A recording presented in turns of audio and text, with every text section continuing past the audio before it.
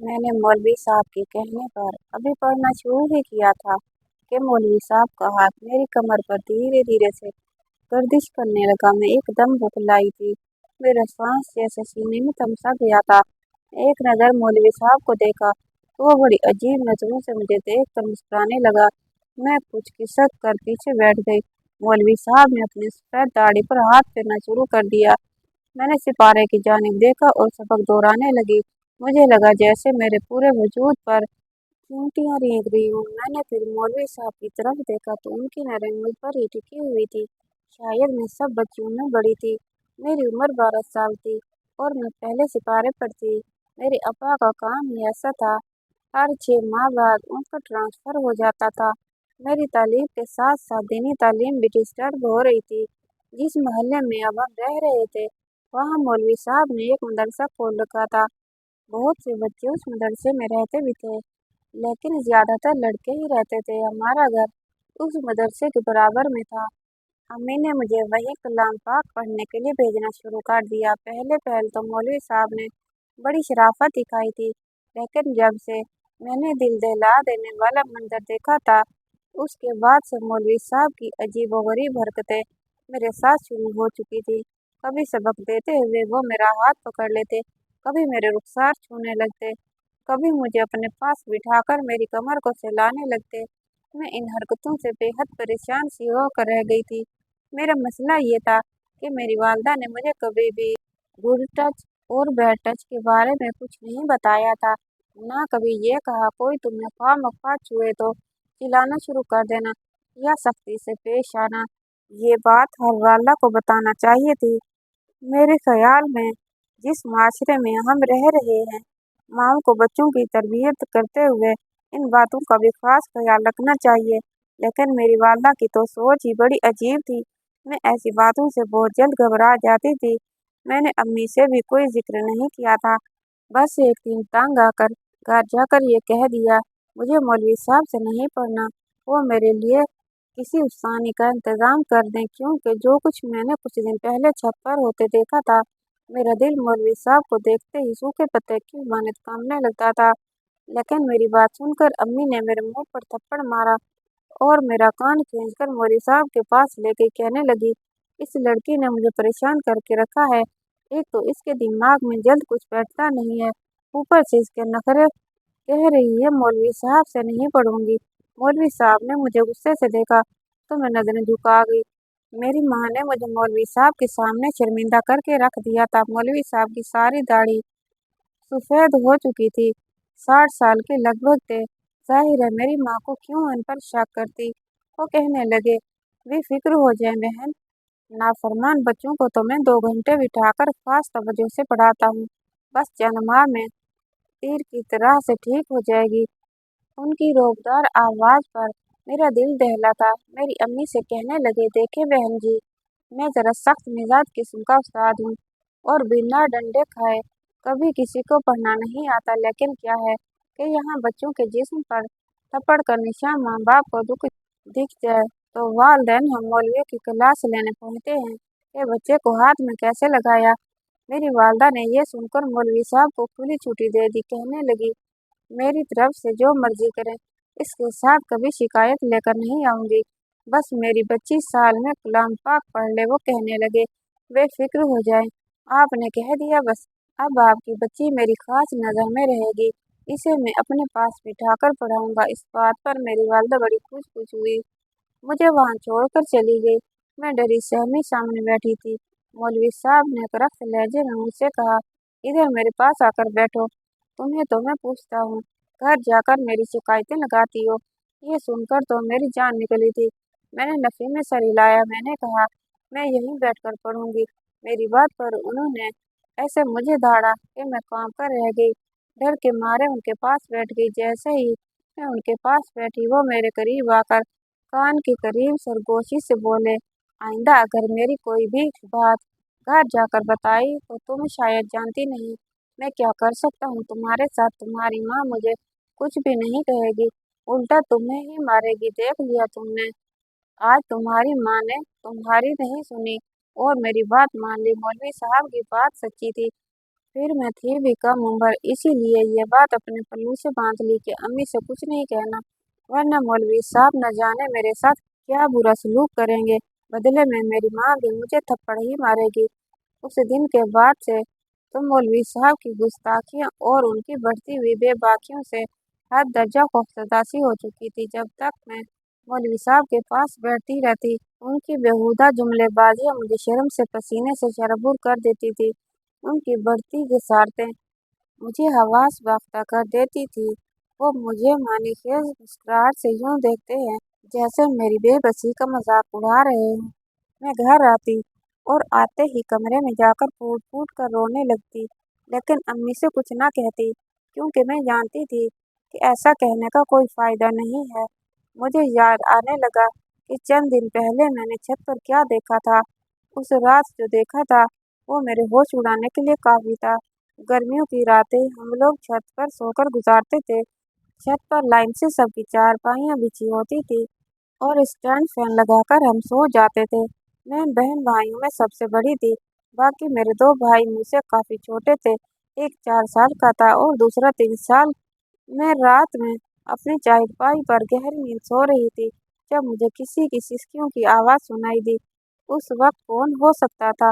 मैंने उठकर पूरी छत को देखा, लेकिन सभी बेखबर सो रहे थे। मुझे वो आवाज़ बराबर वाली छत से आ रही थी जहाँ इन्हीं मौलवी साहब का मदरसा था। छत पर बस एक ही कमरा था जिसकी खिड़की खुली हुई थी और एक मध्यम सी रोशनी उस कमरे में जल रही थी। सिसकियों की आवाज़ भी उस कमरे से आ रही थी। मेरा दिल धक सा रह गया था। भला इस वक्त छत के कमरे में कौन यूं दबी दबी सिसकियों से रो रहा था, क्योंकि मदरसे के रिहायशी कमरे तो नीचे के पोर्शन में बने हुए थे। छत पर तो कोई भी नहीं जाता था। मुझे गालिब गुमान यही हुआ कि शायद किसी भूत प्रेत का चक्कर ना हो। इसी सोच ने मुझे कांपने पर मजबूर कर दिया। मेरी अम्मी की चारपाई मेरे बिल्कुल बराबर में थी। मैंने अम्मी का हाथ जोर से पकड़ लिया और आयतुल कुर्सी का विर्द शुरू कर दिया, लेकिन वो सिसकियों की आवाज़ें मुसलसल मुझे आ रही थी। मैंने जोर से अपनी आंखें मीच लीं और सोने की कोशिश करने लगी। अगले रोज जब मैं मदरसे गई तो मौलवी साहब बादाम मिला दूध नोश फरमा रहे थे। कहने लगे, रात भर वजीफा करता रहा हूँ, बहुत कमजोरी महसूस हो रही है। एक तो ये जिन्नात के बच्चे भी बेहद परेशान करते हैं। उस वक्त बहुत सी खवातीन अपने बच्चों को नाजरे के लिए छोड़ने आई थी। मौलाना साहब की बात सुनकर बड़ी मुतासिर नजर आ रही थी। एक औरत कहने लगी, जब भी मौलवी साहब का आपकी छत से किसी सिसकियों की आवाज़ें आ रही थी, यह सुनकर मैं भी चौंकी थी। उसका मतलब वो आवाज़ें सिर्फ मुझे ही नहीं आई थी। मौलवी साहब कहने लगे, जिन्नात के बच्चों की थी। मैंने वजीफा शुरू किया कि मुझे तंग करने के लिए पहुंच गए। मैंने उन्हें बांध लिया। बस फिर क्या, उनकी सिसकियों ने मेरे साथ साथ आप लोगों को भी परेशान कर दिया। बात सिर्फ यहीं तक होती तो अफसोस ना होता, लेकिन कम वक्त जाते जाते मेरे एक शागिर्द को मार पीट कर गए थे। बेचारा आज बीमार पड़ा हुआ है।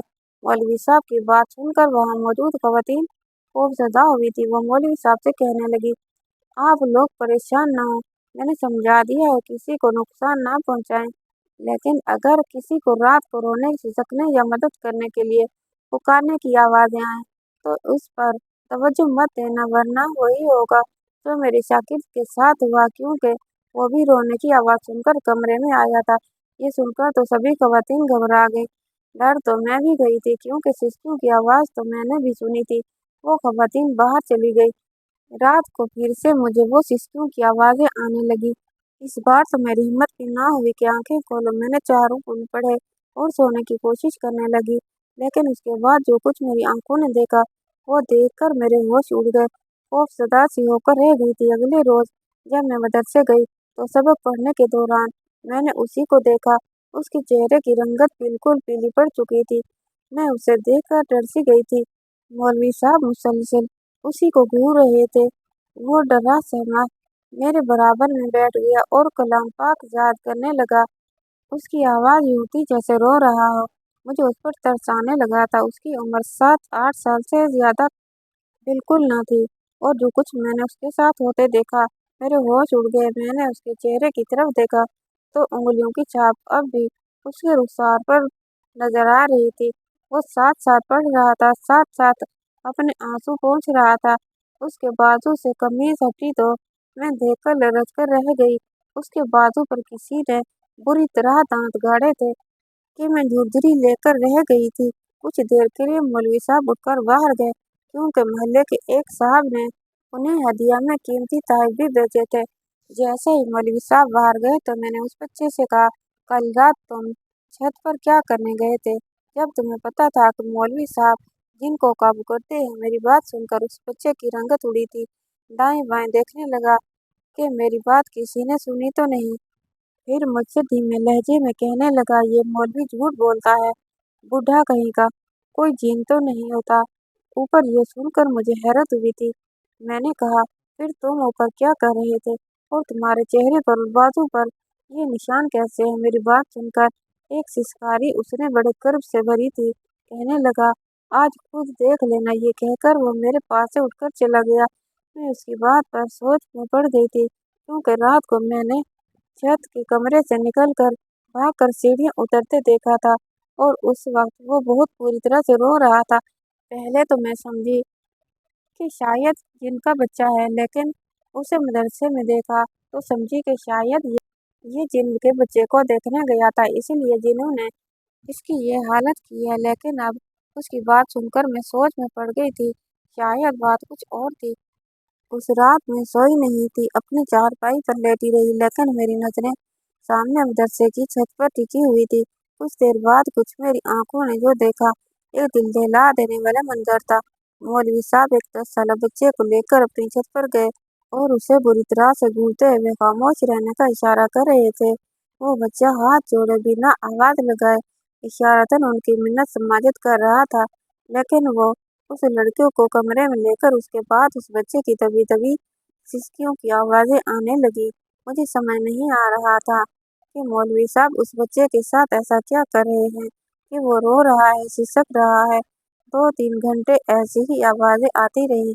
उसके बाद जब दरवाजा खुला तो वह बच्चा बुरी तरह से रो रहा था और ठीक से चल भी नहीं पा रहा था।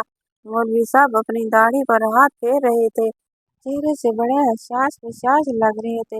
मैं सोच में पड़ गई थी कि वे क्यों रात को बच्चों को कमरे में लेकर जाकर मारते हैं, और लोगों से क्यों कहते हैं कि जिनके बच्चे को रोते हैं और वो वजीफा करते हैं।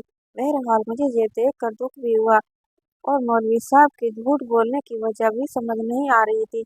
तीसरी रात मैं सोच चुकी थी कि आज मैं इस छत पर जाकर देखूंगी कि आखिर उनकी छत पर होता क्या है और वो क्यों बच्चों को मारते हैं। जैसे ही रात गहरी हुई, मौलवी साहब फिर से एक बच्चे को छत पर ले आए और कमरे में ले गए। मैं अपनी चारपाई से उठी और धीरे धीरे से मोहतात कदम उठाती हुई मौलवी साहब की छत की दीवार के पास जाकर खड़ी हो गई। वो दीवार ज्यादा ऊंची ना थी, मैं आसानी उसकी छत पर जा सकती थी। मैं धीरे से दीवार की मुंडेर पर बैठी और दूसरी जानिब उतर गई। अब मुझे उस बच्चे की सिसकियों की आवाज़ सुनाई देने लगी थी। मैं धीरे-धीरे से चलती हुई कमरे की खिड़की के पास जाकर खड़ी हो गई। अभी भी मध्यम सी रोशनी कमरे को रोशन किए हुए थी। जो मंजर मैंने अंदर देखा, मेरी रूह लरज गई थी। मैंने फौरन से अपने मुंह पर हाथ रखकर अपनी बेख्तियार उठने वाली चीख दबाई थी। मेरी आंखें फटी की फटी रह गई थी। ऐसा रूह को फना कर देने वाला मंजर मैंने 12 साल की उम्र में पहली बार देखा था। मैं कांप कर रह गई थी। बेख्तियार मैंने अपने कदम पीछे कर लिए, लेकिन एकदम से मैं एक पत्थर से टकरा कर गिरी थी। मेरे मुंह से बेख्तियार चीख निकली थी। चारसू खामोशी थी, इसलिए मेरी चीख फिजा में गूंजी थी। मैंने पलटकर भी नहीं देखा और भागकर दीवार को फलांग कर अपनी चारपाई पर लेट गई। मेरा दिल इतनी जोर से धड़क रहा था जैसे सीना शिकस्त करके बाहर निकल आएगा। अगले 2 रोज तक मैं बुखार में पड़ी रही। आंखें बंद करती तो वही गर्भनाक मंजर मेरी आंखों के सामने आ जाता। वो एक 10 साल का बच्चा था जो ऊपर छत पर लेटा था। उसके दोनों हाथ पीछे को बांध दिए गए थे। उसके मुंह पर रुमाल ठूंसा हुआ था, और जो शर्मनाक हरकत उसके साथ की जा रही थी, उसे बयान करने के लिए मेरे पास भी अल्फाज नहीं। मैं दोबारा उस मौलवी की शक्ल भी नहीं देखना चाहती थी जो हवेस का भूखा था, लेकिन मेरी माँ की नज़रों में वो बहुत नेक था। मेरे बार बार मना करने पर भी वो मुझे उस मौलवी साहब के पास छोड़कर आने लगी। अब उसकी हरकतें और नज़रें मुझ पर दूसरे अंदाज से उठ रही थी। एक बार तो उस शख्स ने हद ही कर दी थी। मुझसे कहने लगा, कमरे में जाकर सबक याद करो। मैंने साफ इनकार कर दिया, क्योंकि जो कुछ मैं उसे करते देख चुकी थी, मुझे उससे वैसे ही खौफ महसूस होता था। मेरे इनकार पर उसने अपनी गुस्सैली नज़र से मेरी तरफ देखा। फिर उसने वहां आने वाले नागरा के बच्चों को ये कहकर छुट्टी दी कि वो जिन वाला वजीफा करने लगा है, और जो लड़के उसके पास वहीं मदरसे में रहते थे, उन सबको कहा कि वो अपने कमरों में चले जाएं और अपने कान बंद कर लें। ये सब सुनकर मेरी जान निकली थी। मैंने भी अपना सिपारा हाथ में लिया और जाने के लिए खड़ी हो गई, लेकिन अगले ही लम्हे वो बूढ़ा मौलवी बड़ी फुर्ती से उठा, मेरे हाथ मदबूती से पकड़ लिया। उस वक्त उसकी आंखें गुस्से और न जाने किस जज्बे के तहत सुर्ख थी। कहने लगा, मेरी टोल लगाने का तुझे बड़ा शौक है, खिड़की से चुप कर देखती है कि मैं क्या कर रहा हूँ। ये सुनकर तो मेरी जान निकल गई थी। तो क्या वो मौलवी मुझे देख चुका था? मैंने कहा, मेरे हाथ छोड़ो, मुझे अपने घर जाना है। उस वक्त तक सब बच्चे जा चुके थे। वहां पर रहने वाले लड़के भी मेरे सहमे ऊपर चले गए थे। उस बुढ़े मौलवी ने मेरे मुंह पर हाथ रखा और मेरी आवाज को दबाने की कोशिश करने लगा। फिर मुझे नीचे बने कमरे में ले गया, जहाँ एक चारपाई रखी थी। उसने मुझे चारपाई पर जोर से फेंका और दरवाजा बंद कर दिया। मैं जल्दी से उठकर खड़ी हो गई। वो बूढ़ा कहने लगा, कहने को तो 60 साल का था, लेकिन उसमें ताकत बहुत ज्यादा थी। यह शायद मैं उम्र में कम थी, चाहकर भी अपना बचाव उससे नहीं कर सकती थी। मेरे सर पर बंधा स्कार्फ उसने बड़ी बेदर्दी से उतार कर फेंक दिया था। मैं चिल्लाने लगी तो मेरे मुंह पर बड़ी जोर से थप्पड़ मारने लगा। फिर अपने कंधे पर रखा रुमाल उतार कर मेरे हाथ पीछे को बांधने लगा। मैं मुसलसल चिल्लाई जा रही थी, लेकिन मेरी पुकार सुनने वाला कोई न था। दिन के वक्त भी मेरी चीखों पुकार, मेरी मदद को कोई न पहुंचा। शायद सबको यही लग रहा था कि मौलवी साहब फिर से जिन पकड़ रहे हैं। उस शख्स ने मेरे मुंह में भी रुमाल ठोंस दिया। मेरी आंखों से आंसू बहने लगे। मैं एक 60 साला मौलवी की हवस का निशाना बन चुकी थी। मौत से पहले मर जाना किसे कहते हैं, ये शायद उस वक्त मुझसे बेहतर और को नहीं जानता था। मुझे लगा, मैं अब जिंदा नहीं बचूंगी, और काश कि मैं जिंदा ना बचती, सच में मर जाती। मैं मुर्दा हालत में उस चारपाई पर पड़ी रही, और वो शख्स मुझे धमका रहा था कि मैं अपनी जबान ना खोलूं। मैं यूं थी तो बेजान वजूद। वो शख्स कमरे से जा चुका था और मुझे अपने आप से नफरत महसूस हो रही थी। मेरे हाथ अब आजाद थे, लेकिन मुझे लगा मैं अभी भी बंधी हुई हूँ। मैं इतनी सख्त ना थी कि मैं हिल भी सकती। मेरी आंखों से आंसू टूट कर गिर रहे थे। मैं वहीं बेहोश थी। मैं होश में जब आई तो मेरी माँ मेरे पास बैठी रो रही थी, और वो कबीस बूढ़ा भी वहीं खड़ा था। कहने लगा, आप अपनी बेटी का ख्याल रखा करो। बहन रात को छत पर लांग कर तीनों को मारता देखेगी तो क्या होगा। मैंने तो बहुत चाहा कि उसे नुकसान न पहुंचाएं, लेकिन मुझे भी उन्होंने धक्का देकर बेहोश कर दिया। जब मुझे होश आया तो जिन के साथ ये सब कुछ करके जा चुके थे। मेरे जी चाहा मैं इस कबीस शख्स का मुंह नोच लूं। मेरी माँ मुझे सहारा देकर घर ले गई। मेरे अब्बा का ट्रांसफर हो गया। हम दूसरे शहर चले गए। मैं बिल्कुल गुमसुम सी हो चुकी थी। मेरी माँ मुझसे बात भी करती थी तो मैं जवाब नहीं देती थी, मगर एक माह बाद मेरी तबीयत बिगड़ने लगी। मेरी माँ जब भी डॉक्टर के पास लेकर गई तो पता चला कि मैं हामिला हूँ। मेरी माँ ने वहीं दाड़े मार मार कर रोने लगी। कहने लगी, ये सब कैसे हो गया। मैंने नफरत से अपनी माँ की तरफ देखा। मैंने कहा, आपको मुझ पर एतबार नहीं था, उस कमीने मौलवी पर था, और उसकी बात को सच्चा और मेरी बात को झूठा समझती थी। उस दिन मुझे जिन्हों ने बुढ़े ने मुझका निशाना बनाया था, लेकिन आपको कुछ नजर नहीं आया। माँ तो अपनी बेटी को आंखों से देख कर पढ़ लेती है, जान जाती है कि बेटी क्या चीज परेशान कर रही है। आपने तो उस मौलवी की बात को सच समझा। मेरी माँ की आंखें उस वक्त खुली जब मैं मुकम्मल बर्बाद हो चुकी थी।